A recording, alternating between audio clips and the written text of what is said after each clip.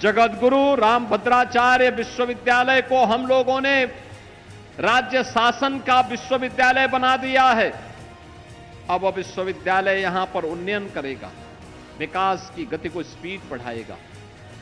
अब चित्रकूट में वह सब कुछ है जिसकी हजारों वर्षों से इंतजार था और आजाद भारत में 75-70 वर्षों से जिसके लिए आप लालायित थे।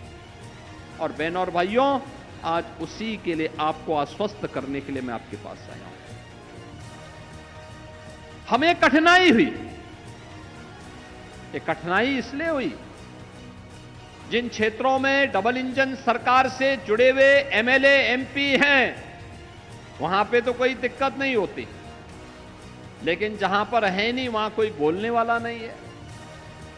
समाजवादी पार्टी के लोगों को तो ठेके पट्टे से ही फुर्सत नहीं है, उनको जमीन कब्जा करने से ही फुर्सत नहीं है। वो तो सरकार का डंडा है कि वे कब्जा नहीं कर पा रहे हैं, लेकिन गिद्ध दृष्टि तो लगी हुई है। बहनों और भाइयों, 2022 में चित्रकूट में भी डबल इंजन सरकार का कोई एमएलए होता, भाजपा का कोई एमएलए होता, तो चित्रकूट अब तक अयोध्या की तरह चमक रहा होता, काशी की तरह चमक रहा होता, प्रयागराज की तरह चमक रहा होता।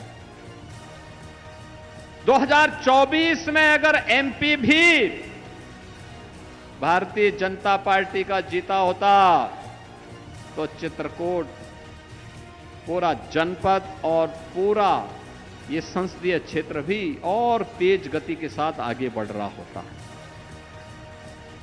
जो जनता की बुनियादी सुविधाएं हैं, जिनके लिए जनप्रतिनिधि डे टू डे लड़ता है, काम करता है, मेहनत करता है, परिश्रम करता है, संघर्ष करता है, तो तभी संभव हो पाता है जब जिस विचारधारा की सरकार हो वहां का एमएलए और एमपी हो, तो विकास के कार्यों में फिर कोई बाधा नहीं बनती।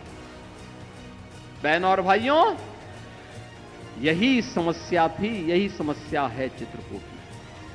हम लोग तो तब भी आ जाते हैं, हर महीने मंत्रियों को भेजते हैं, हर महीने यहां की समीक्षा लेते हैं। विकास के कार्यों का रिव्यू करने के लिए मैं स्वयं आया हूं, पीडब्ल्यूडी के मंत्री को लेके आया हूं कि पीडब्ल्यूडी से जुड़े हुए क्या कार्य होने हैं, लालापुर में क्या होना